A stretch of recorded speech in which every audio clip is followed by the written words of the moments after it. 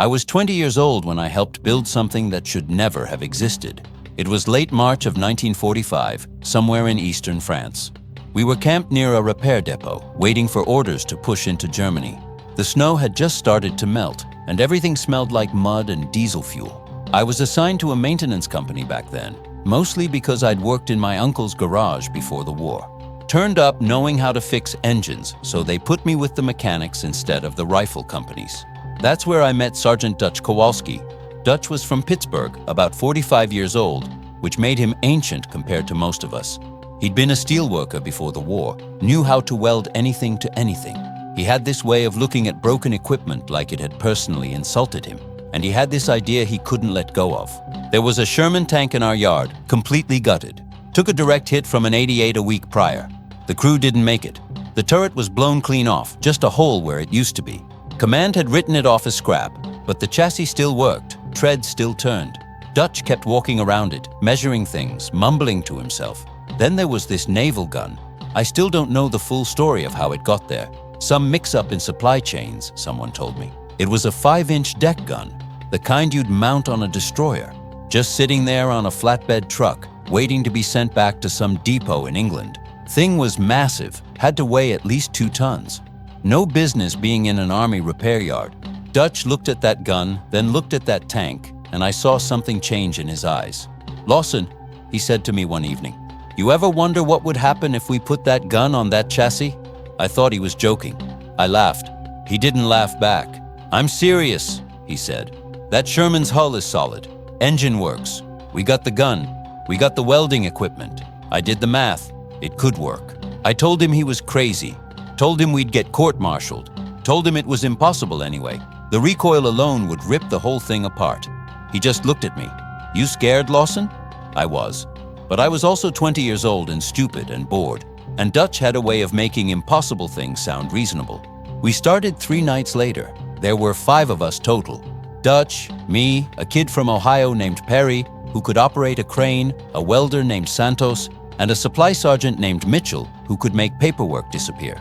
We worked after dark when most of the camp was asleep, used tarps to hide what we were doing, told anyone who asked that we were salvaging parts. The first night we just measured. Dutch had drawn up plans on the back of requisition forms.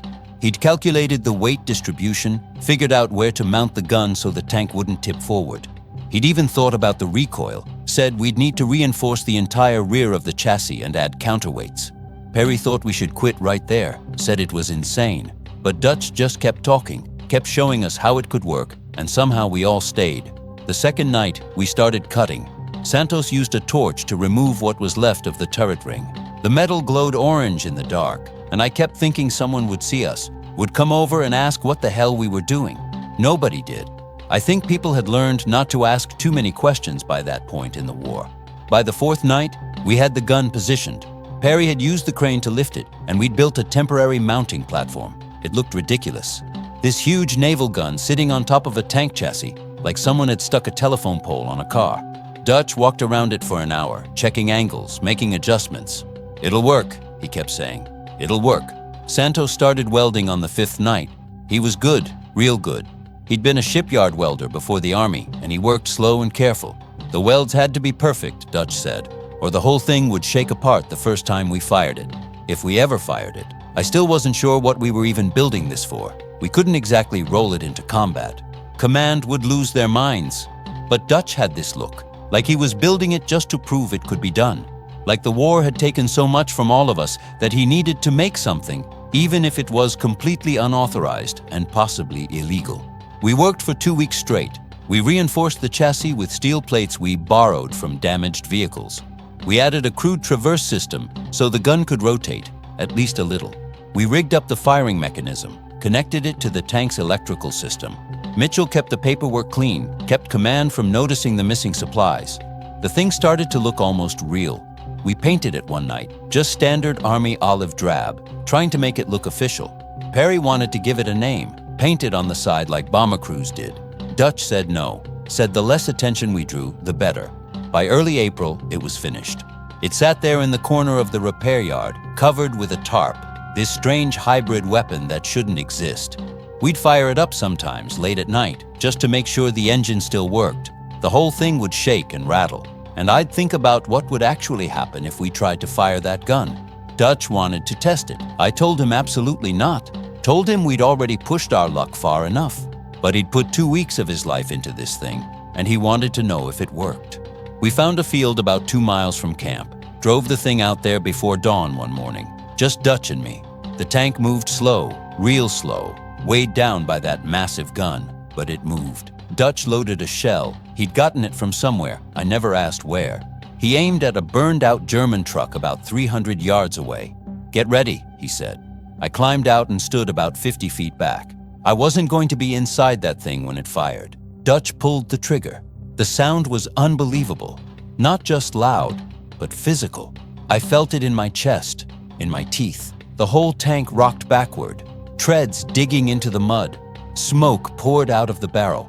For a second I thought the whole thing had exploded, but it held. The German truck was gone, just gone. Where it had been was now a crater. Dutch climbed out, looked at me, and grinned like a kid on Christmas morning. "Told you it'd work," he said. We drove it back to camp, covered it up again, and never spoke about the test to anyone else. If you're still listening to my story, I'd appreciate if you'd hit that like button and subscribe. It means these memories won't be forgotten. 3 days later, Command found out. I don't know who talked. Maybe someone saw us that morning. Maybe Mitchell's paperwork wasn't as clean as he thought. But a colonel showed up at the repair yard with 2 MPs and a look on his face that told me we were finished. He made us uncover it. He stood there for a long time, just staring at this thing we'd built. This tank with a naval gun where the turret should be. This completely unauthorized, probably illegal weapon that 5 bored soldiers had welded together in the middle of the night. "Who's responsible for this?" he asked. Dutch stepped forward. "I am, sir." The colonel walked around it slowly. He looked at the welds, at the reinforcements, at the mounting system. He climbed up and looked at the firing mechanism. Nobody said anything. We just waited. Finally, he climbed down. "Does it work?" he asked. Dutch glanced at me. "Yes, sir." "You fired it?" "Once, sir." The colonel nodded slowly. "Sergeant Kowalski, this is the most ridiculous thing I've seen in this entire war. We all thought we were about to be arrested.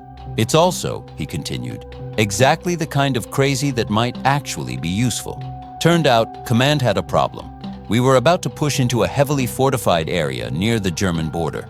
Intelligence said there were concrete bunkers, the kind that regular tank guns couldn't punch through. They'd been planning to call in air support or heavy artillery, but both were stretched thin across the whole front. The colonel looked at our illegal tank with its oversized gun. "Can you build another one?" he asked Dutch. Dutch looked at me, then back at the colonel. "Given time and materials, yes, sir. You have 1 week." They gave us official authorization after that. Suddenly we weren't criminals anymore. We were a special engineering unit. They brought us 2 more damaged Shermans and another naval gun they'd found in some depot. Dutch ran the operation, and we built 2 more of these hybrid monsters in 6 days. Command called them assault platforms. We just called them Dutch's bastards. They looked even more ridiculous when there were 3 of them lined up, like someone had taken parts from 2 different toy sets and mashed them together. But they worked. We rolled them up to the line in mid-April. I wasn't supposed to be there. I was a mechanic, not a tanker. But Dutch insisted, said if something broke down, he needed someone who knew how to fix it. So I ended up in the second tank, sitting next to the engine, listening to it roar as we moved up toward the bunkers. The regular Sherman tanks went first, tried to soften up the defenses. I could hear their 75s firing, hear the German guns firing back. Then we got the order to move forward. Dutch was in the lead tank, I was in the second. Perry was in the third. We rolled up to within 500 yards of the first bunker. The thing was massive, concrete walls probably 6 feet thick with a gun port facing our direction. A regular tank shell would just bounce off. Dutch fired first. Even inside our tank, the sound was overwhelming. Through the vision port, I saw the bunker, saw Dutch's shell hit it dead center, saw the entire front wall of the bunker collapse inward, just cave in like someone had kicked over a sandcastle. The German gun went silent. We fired next. Same result. The 5-inch shells weren't designed for this, but they didn't care. They went through concrete like it was cardboard. We took out 4 bunkers in 2 hours. The infantry moved up behind us, secured the area. By evening, we'd broken through a line that Command thought would take days and cost hundreds of casualties. Dutch's crazy idea had worked. They wanted to parade us, give us medals, take pictures for the papers. Dutch refused, said we'd just done our jobs. But I think he was worried that if too many people looked too closely at what we'd done, someone higher up would ask harder questions about how this whole thing started. We used those tanks 3 more times over the next month. Each time, same result. They'd break through fortifications that nothing else could touch, but they were slow, unreliable, and the recoil was slowly tearing them apart despite all our reinforcements. By the time Germany surrendered in May, all 3 tanks were barely functional. Command ordered them scrapped, said they were too specialized, too makeshift, too dangerous to keep around. Dutch didn't argue. I think he knew they were never meant to last. We cut them apart in the same repair yard where we'd built them. Santos did the cutting, same torch he'd used to build them. We salvaged what we could, sent the rest to scrap.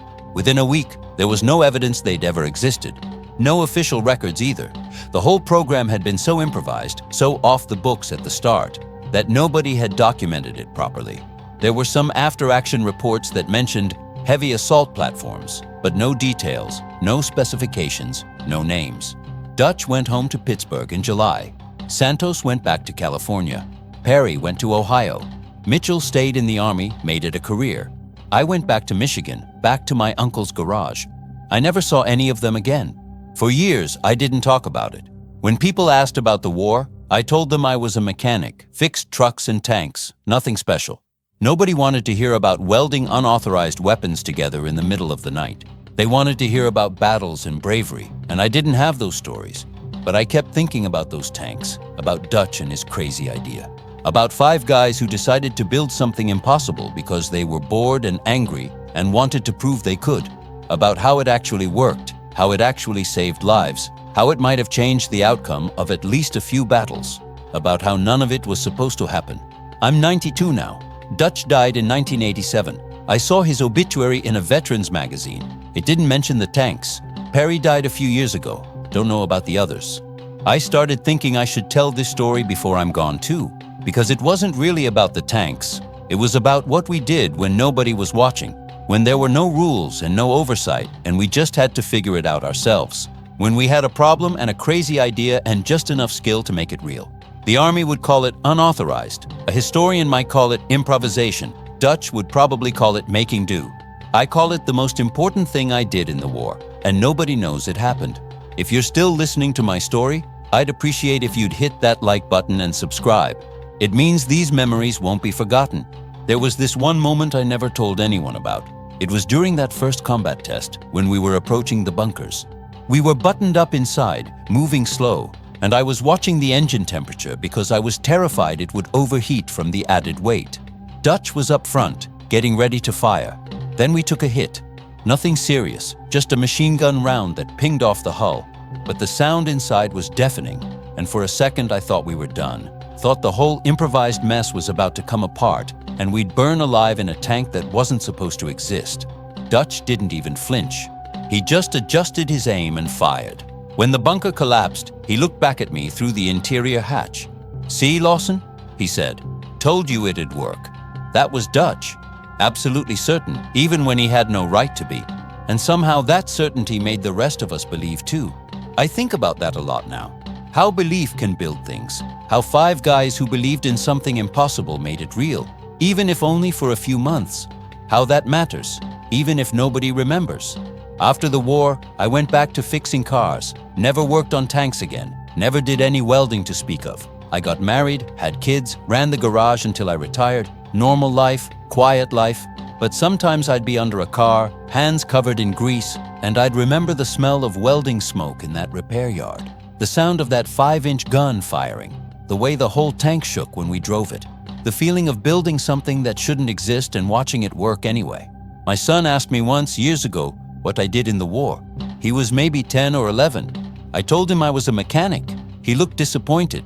I think he wanted me to say I was in a famous battle, stormed a beach, captured a bridge. I almost told him about the tanks right then, almost described the whole crazy project, but I stopped myself. I thought he wouldn't believe me, thought it sounded too much like a tall tale. I regret that now. He's 65 now, my son. I told him last year, finally. Sat him down and explained the whole thing. The secret welding, the unauthorized test, the combat missions, all of it. He listened quietly. When I finished, he asked me if there were any pictures. I told him no. We never took pictures. Too risky, too much evidence. He asked if there were any records. I told him maybe, buried somewhere in Army archives, but nothing we could easily find, nothing with our names on it.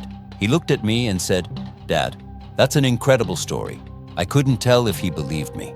That's the thing about memories, especially war memories, especially ones that sound impossible. After enough time, even I wonder sometimes if it happened the way I remember, if maybe I've exaggerated it in my mind, made it bigger or more dramatic than it was. But then I remember specific details, the way Santos held his welding torch, the angle he'd use for the vertical seams, the sound Perry made when the crane slipped that one time and nearly dropped the gun, the smell of Mitchell's cigarettes while he forged the supply documents, the exact shade of orange the metal glowed when we cut the turret ring. You don't make up details like that. It happened, all of it happened, and I helped build 3 tanks that won battles and then disappeared like they were never real. There was one more thing I never told my son. After we scrapped the tanks, after we cut them apart and sent them away, I kept something. It was a small piece of the mounting bracket, maybe 6 inches long, just a chunk of welded steel, nothing special to look at. I slipped it in my pocket while we were cleaning up. Nobody noticed. I still have it.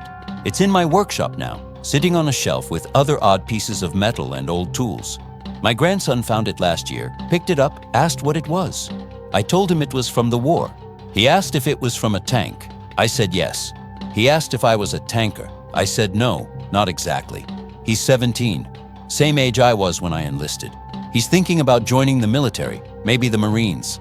He keeps asking me about the war, wants to know what it was really like. I don't know how to explain it to him. How do you tell someone what it's like to be that young and that scared and that reckless all at once?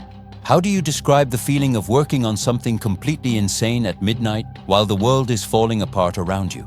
How do you explain that the war wasn't just battles and medals, but also bored young men with tools and time, and a crazy sergeant who wouldn't let an idea die? I've been trying to write it down. That's part of why I'm telling this now. I started writing everything I remember about those 2 weeks, about building those tanks, about Dutch and the others. I have maybe 30 pages so far. Detailed notes about the welding process, the weight calculations, the mounting systems, like a technical manual for something that shouldn't exist. I don't know what I'll do with it. Maybe nothing. Maybe I'll give it to my grandson if he ends up joining. Maybe it'll help him understand something. Or maybe I'm just old and I want someone to know what happened before I'm gone and it's lost forever.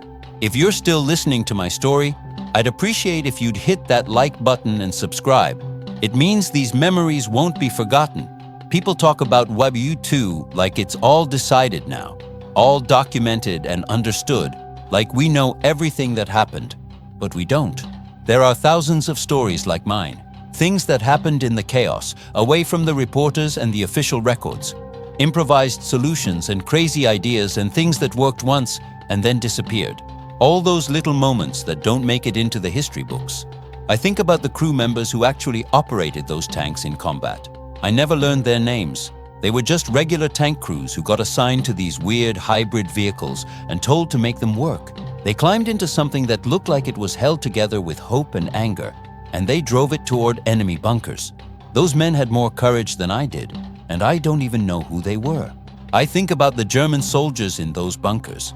What they must have thought when they saw these strange tanks rolling up. What went through their minds in the last seconds before the wall caved in. I try not to think about that too much. I think about the infantry who advanced behind us, who took ground they wouldn't have taken without those improvised assault platforms. Some of them probably went home, had families, lived long lives because we'd cleared the bunkers faster than expected. They don't know it, but they owe their lives to Dutch's crazy idea. That's what I can't let go of. The fact that it mattered, that this unauthorized, illegal, completely insane project actually saved lives and changed outcomes and made a difference. And then it vanished like it never existed.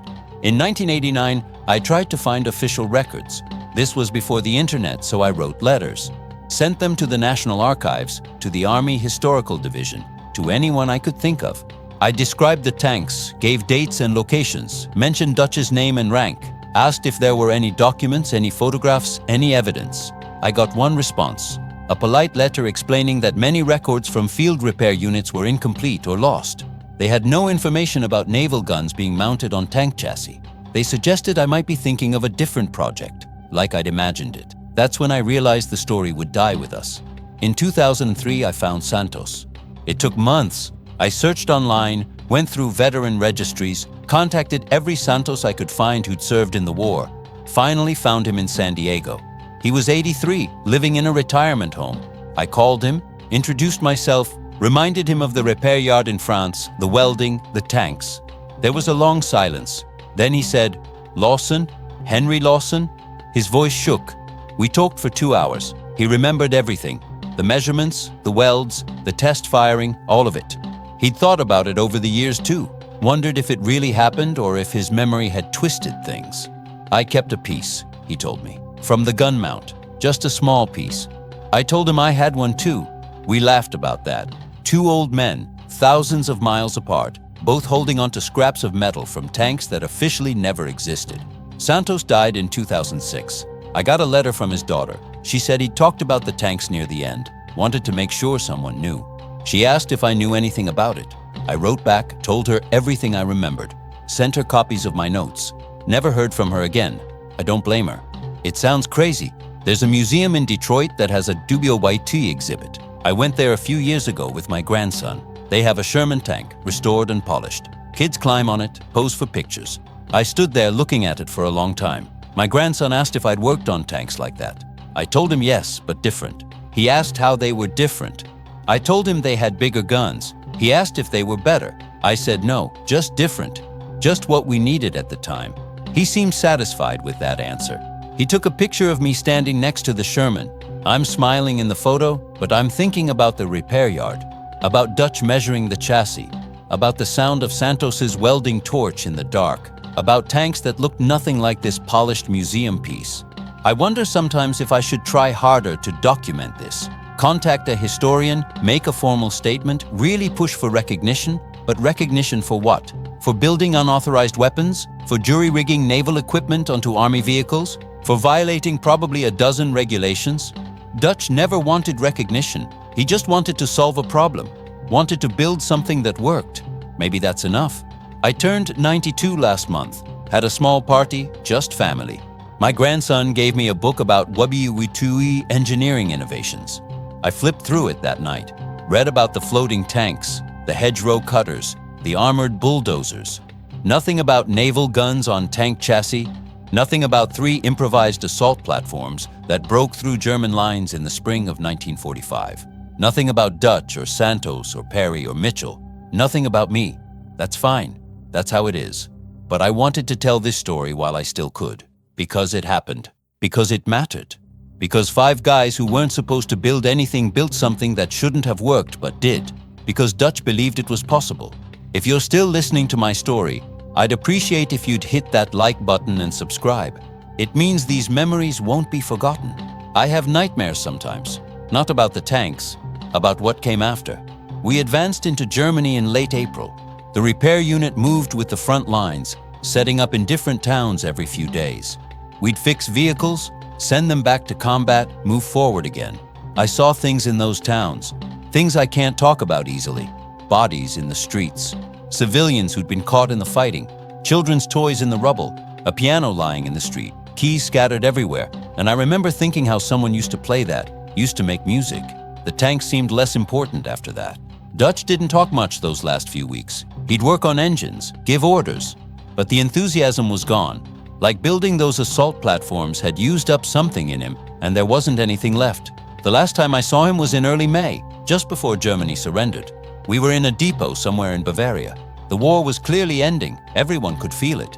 Dutch was sitting on the fender of a Jeep, smoking a cigarette, staring at nothing. I sat down next to him. "Hell of a thing we built," I said. He nodded. Didn't look at me. "You think it was worth it?" I asked. He was quiet for a long time. Then he said, "I don't know, Lawson. I really don't know." That was it. That was the last conversation we had about the tanks.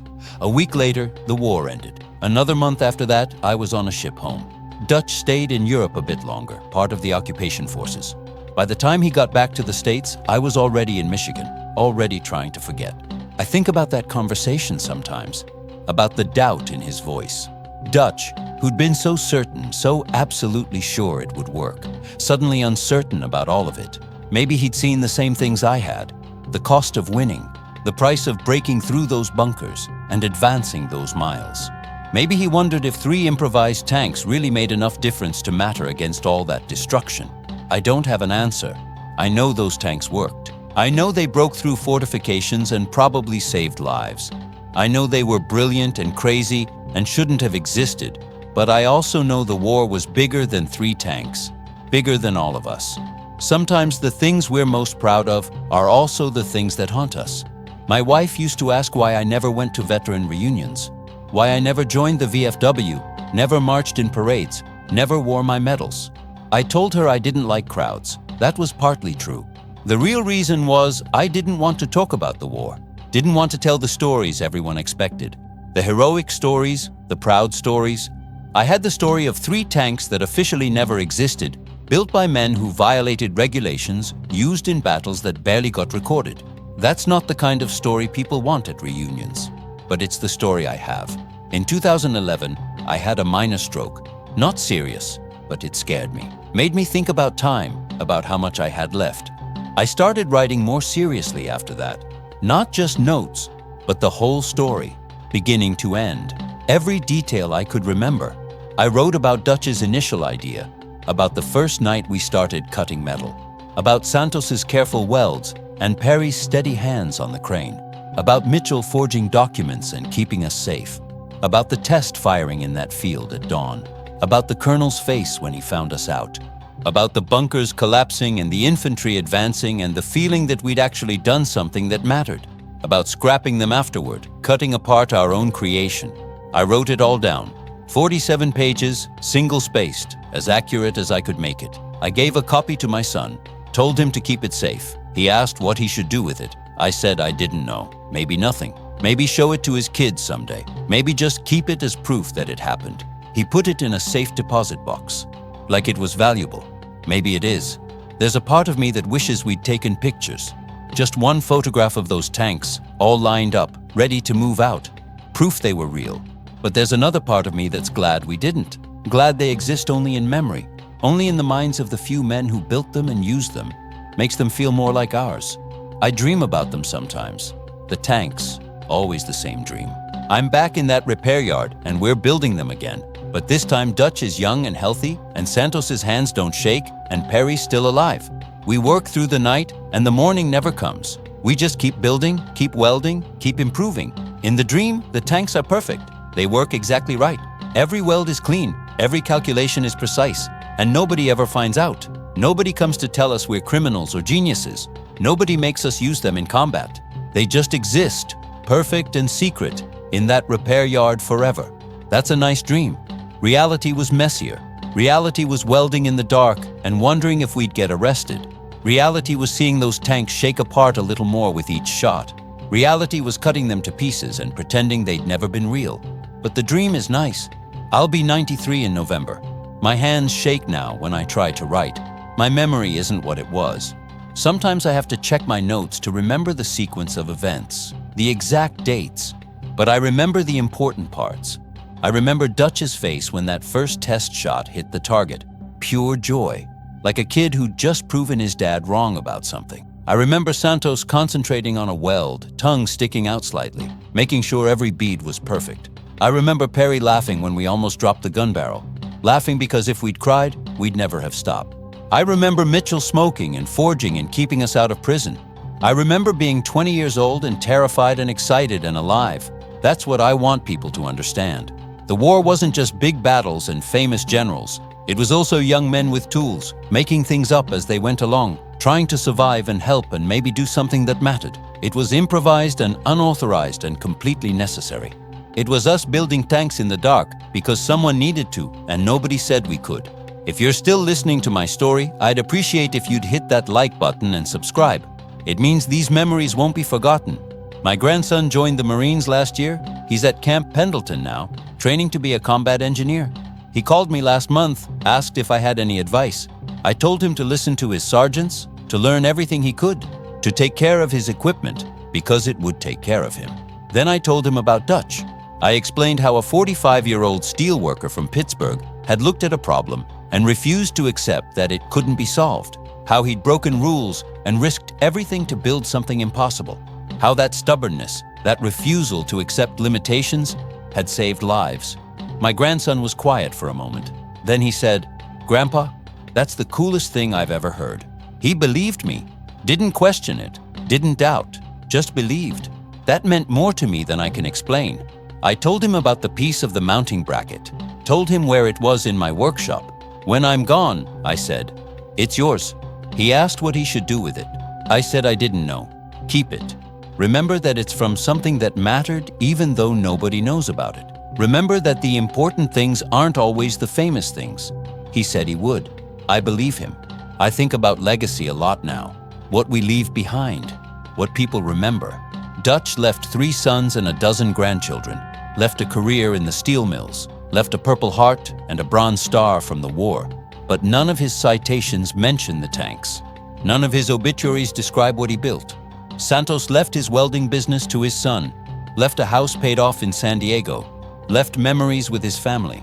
But they don't know about those late nights in France, about the perfect welds that held tons of steel together under impossible stress. Perry left a farm in Ohio. Mitchell left a military pension and probably some interesting stories that nobody believed. They all left families and lives and the normal traces people leave. But the tanks are gone, like they were never real, except they were real. I have the metal to prove it. I have the memories. I have 47 pages of documentation that nobody will ever see. I have this story. Maybe that's enough. Maybe the legacy isn't in official records or history books. Maybe it's in the knowing, in the understanding that we did something that mattered, even if only we knew it. Maybe that's all any of us get. There was this moment right after the war ended, but before we shipped home. A bunch of us were sitting around a fire drinking liberated German beer, talking about what we'd do when we got back. The usual things: jobs, girls, college, normal life. Someone asked Dutch what he was going to do. He thought about it, then said, "I'm going to build things, real things, legal things." We all laughed, but I understood what he meant. He was done with improvising, done with unauthorized projects and midnight welding. He wanted to build things that would last, that people would see and use and know about. I wonder if he managed it. I wonder if back in Pittsburgh he built something he was proud of, something with his name on it. I hope he did. I never built anything like those tanks again. Never tried to. Spent 40 years fixing cars and trucks, keeping other people's machines running. Honest work. Good work, but not the same. There's something about building something from nothing, about taking broken pieces and impossible ideas and making them into something that actually works, something that changes outcomes. I only did that once in my life. 3 tanks in a French repair yard in the spring of 1945. That's it. That's my contribution to the war effort that actually mattered. Everything else was just maintenance. My wife passed away 3 years ago, married 58 years. She knew bits and pieces of this story, but never the whole thing. I don't think she ever quite believed it. Near the end, when she was in the hospital, she asked me what I was most proud of from my whole life. I almost said our kids, our grandkids, the garage, all the normal things. But I was tired and she was dying, and I didn't want to lie. "I helped build 3 tanks once," I said. "They worked when they weren't supposed to. They saved lives." She smiled, squeezed my hand. "I know," she said. "You told me. I believe you." That was the last real conversation we had. I think about that a lot. How she believed me even though it sounded impossible. How that belief meant everything. How that's what we all need, really. Someone who believes our impossible stories. I'm tired now. Been talking for a long time. The thing about being 92 is everything tires you out. Even memories, especially memories. But I wanted to get this out. Wanted to tell the whole story before it's too late. Because Dutch is gone. Santos is gone. Perry is gone. Mitchell is probably gone. I lost track of him decades ago. I'm the last one who knows what happened. And when I'm gone, the only proof those tanks existed will be 2 small pieces of metal. One in my workshop in Michigan. One probably lost in Santos's daughter's house in California. And these words, this story. Maybe that's enough. Maybe someone will hear this and understand what it meant. To be young and scared and reckless.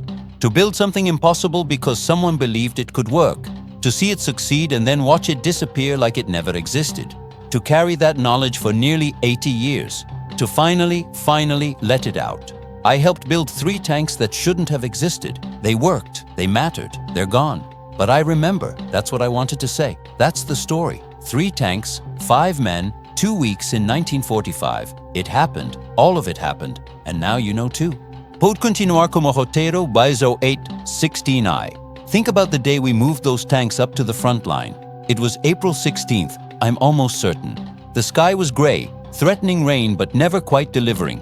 We'd painted them the night before, trying to make them look official, trying to hide what they really were.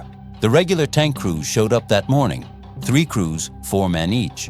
They walked around the tank slowly, not saying much, just looking, trying to figure out what they were seeing. One of them, a sergeant named Williams, came up to me. "These things safe?" he asked. I didn't know what to tell him. Safe compared to what? Safe compared to a regular Sherman that could catch fire if you looked at it wrong? Safe compared to walking into machine gun fire? "They work," I said. "That's all I know." He nodded, climbed into the lead tank with his crew. Dutch gave them a quick briefing on the firing mechanism, on the recoil, on how the whole thing would shake when that gun went off. "Don't fire unless you're ready," Dutch told them. "And when you do fire, hold on to something." Williams just looked at him. "Aren't we always?" They rolled out an hour later. We watched them go. Dutch stood there until they disappeared over a ridge, hands in his pockets, not saying anything. I asked him if he thought they'd make it back. He said he didn't know. Said he hoped the tanks would work long enough to matter. They came back 7 hours later. All 3 tanks, all 12 men. Williams climbed out of the lead tank and walked straight to Dutch. His face was covered in concrete dust. His hands were shaking. "That thing," he said, pointing at the tank, "is the craziest, most beautiful piece of machinery I've ever seen." He shook Dutch's hand, didn't let go for a long time. "Thank you," he said. Dutch just nodded. Couldn't speak. That was the moment I knew it had all been worth it. Not because command approved, not because we'd followed orders, because Williams and his crew had gone into combat in something we'd built, and they'd come back alive. Sometimes that's all that matters. The second mission was harder. We'd had to repair all 3 tanks after the first run. The recoil had cracked welds, loosened bolts, stressed the chassis. Santos worked through the night reinforcing everything, adding more support. "They're not going to last much longer," he told Dutch. "Maybe 2, 3 more missions." Dutch said that was fine. Said we just needed them to hold together until the war ended. The second mission was May 1st. I remember the date because it was my 21st birthday. I'd been in Europe for almost a year, felt like a decade. This time they were going after a different kind of target. Not bunkers, but a fortified railway station that intelligence said was being used as a command post. Thick walls, multiple levels, regular tank guns weren't doing enough damage. Williams asked if I wanted to come along. I said no, I was a mechanic, not a combat soldier. He said they might need a mechanic if something broke down. Dutch told me I didn't have to go, but I did. I don't know why. Maybe because I'd helped build them and I needed to see them work again. Maybe because I was 21 and stupid. Maybe because Williams had asked and I couldn't say no. I rode in the second tank again. Different crew this time. Younger guys, nobody I knew well. The driver was from Texas, talked the whole way up about his girlfriend back home. I sat in the back near the engine, listening to it roar, feeling the whole machine vibrate. The gun barrel hung above us, this massive piece of naval artillery that had no business being there. We rolled up to the railway station around noon. The regular tanks had been pounding it all morning. The walls were scorched, pockmarked, but still standing. We could see German soldiers moving inside, firing from the windows. Williams's tank fired first. Even from inside our tank, I heard it, felt it. The whole world shook. Through the vision port, I watched the shell hit the station's main wall, watched the entire section collapse, watched the second floor sag and then fall into the first. Then it was our turn. The gunner said something I couldn't hear over the engine. The loader confirmed. Someone gave the order to fire. I've been in loud places. Factories, airfields, artillery bombardments. Nothing compared to being inside that tank when the gun went off. The sound was physical. It hit me in the chest, in my head, in my bones. The whole tank lurched backward. I was thrown against the engine housing, felt the heat through my uniform. For a second I thought we'd broken apart, but we held together. The Texas kid was laughing, actually laughing. "Did you see that?" he kept saying. "Did you see that?" I looked through the port. Our shell had taken out what was left of the station's east wall. The whole structure was collapsing now, falling in on itself. The third tank didn't even need to fire. German soldiers started coming out with their hands up, dozens of them. The infantry moved in to secure them. The battle was over in 20 minutes. We'd done in 20 minutes what regular tanks couldn't do in a morning. On the way back, something broke. I felt it before I heard it. A vibration that wasn't right, a shaking that shouldn't be there. I yelled for the driver to stop. He pulled over. I climbed out to look. One of the main support brackets had cracked, the one that held the gun mount to the chassis. I could see the fracture spreading, see the metal starting to separate. If we kept driving, if we fired that gun again, the whole mounting system would tear loose. The gun would probably flip backward, crush everyone inside. I told the crew. The Texas kids stopped laughing. We had to wait there for 2 hours while I jury-rigged a temporary fix. Used cable from the toolkit, wrapped it around the bracket, tied it to the chassis.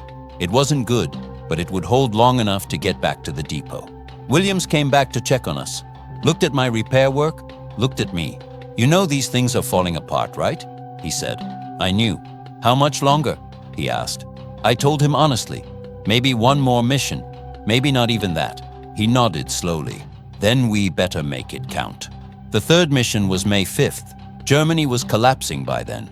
Everyone knew it was almost over, but there were still pockets of resistance, still officers who wouldn't surrender, still soldiers following orders because they didn't know what else to do. There was a town 20 miles from where we were, holding out. Regular infantry had tried to take it twice, got pushed back both times. Too many fortified positions, too much crossfire. Command asked if the assault platforms were operational. Dutch looked at me. I looked at Santos. Santos shrugged. "Maybe," he said. "They're held together with hope and spite at this point." Dutch told command we could do one more run. We worked all night preparing them. Reinforced every weak point we could find. Added extra bracing, replaced cracked bolts, re-welded anything that looked questionable.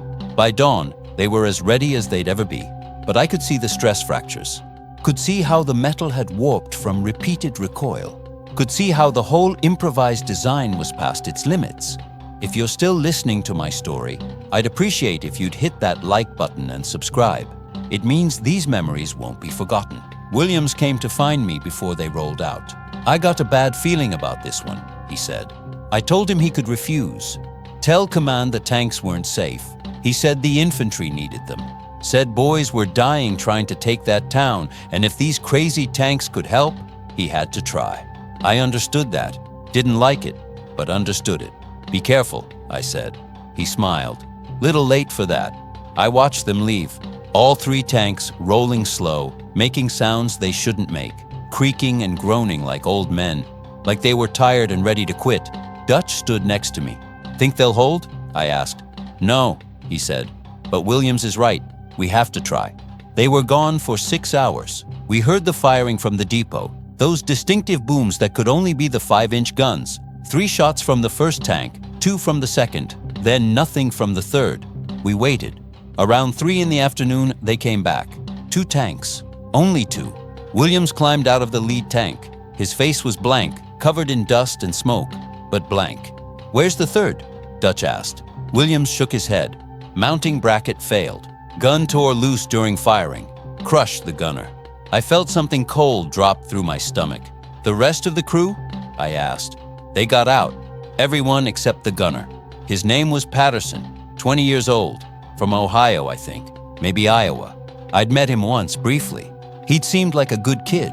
Now he was dead because a weld failed. Because we'd pushed the design too far. Because we'd built something that shouldn't exist, and it had finally killed someone." Dutch walked away. Didn't say anything, just walked to the other side of the depot and stood there. Santos sat down hard on the ground. I went to look at the remaining tanks. They were wrecked, both of them. The lead tank had cracks running through the chassis. The second tank's gun mount was loose, barely attached. One more shot and it would have failed too. We'd gotten lucky. Patterson hadn't. Williams came over while I was inspecting the damage. "Not your fault," he said. I didn't believe him. "We knew the risks," he continued. "Patterson knew. We all knew these things were past their limits. That didn't make it better. But we took that town," Williams said quietly. 3 shots, 3 fortified positions destroyed. Infantry walked in 20 minutes later. We saved lives today. "Cost one too," I said. "Yeah," Williams agreed. "It did." He walked away. I stayed there, looking at the tanks. At Dutch's crazy idea that it worked and then killed someone. We scrapped them the next day. Didn't wait for orders. Dutch just said we were done, and we started cutting.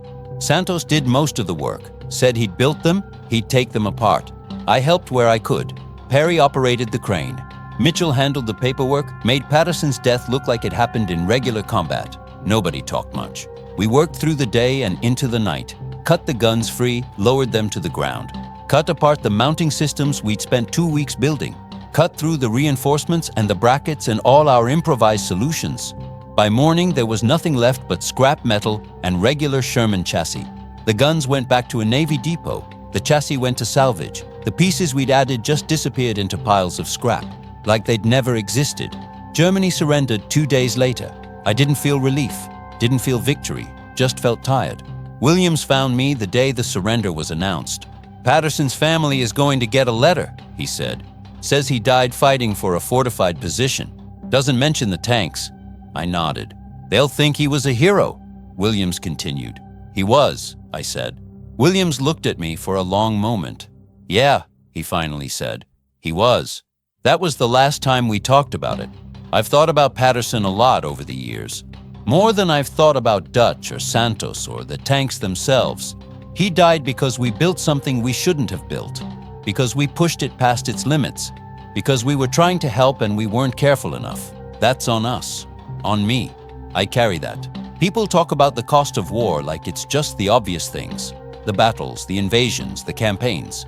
But there's all these other costs. The improvised solutions that fail. The calculated risks that don't work out.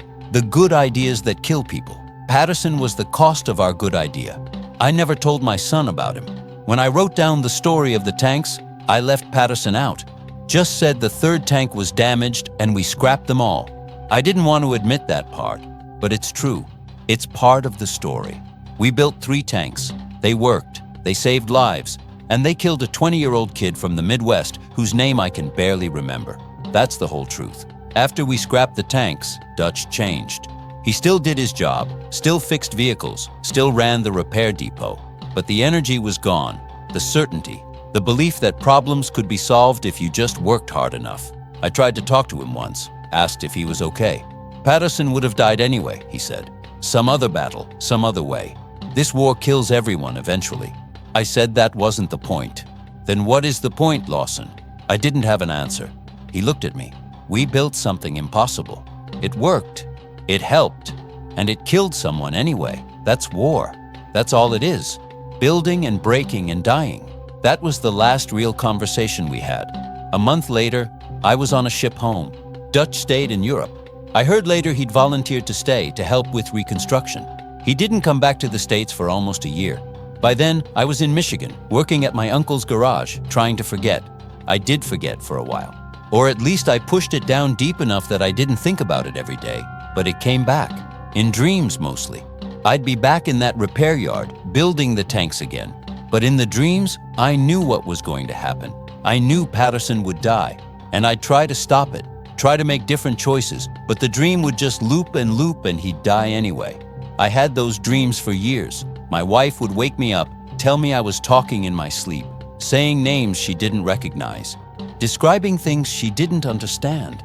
I'd tell her it was nothing, just war memories. She'd hold me until I fell back asleep. The dreams stopped eventually, or at least they became less frequent.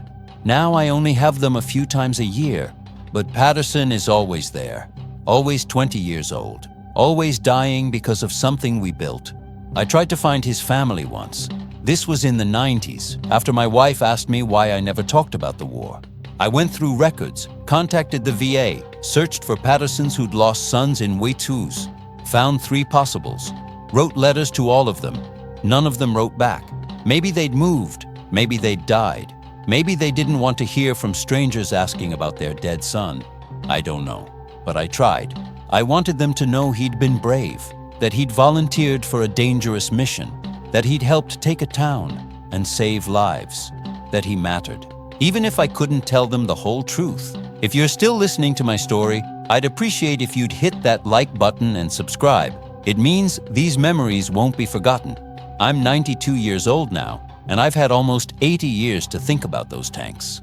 I've asked myself 1,000 times if we should have built them, if the lives they saved were worth Patterson's death, if Dutch's crazy idea was genius or recklessness.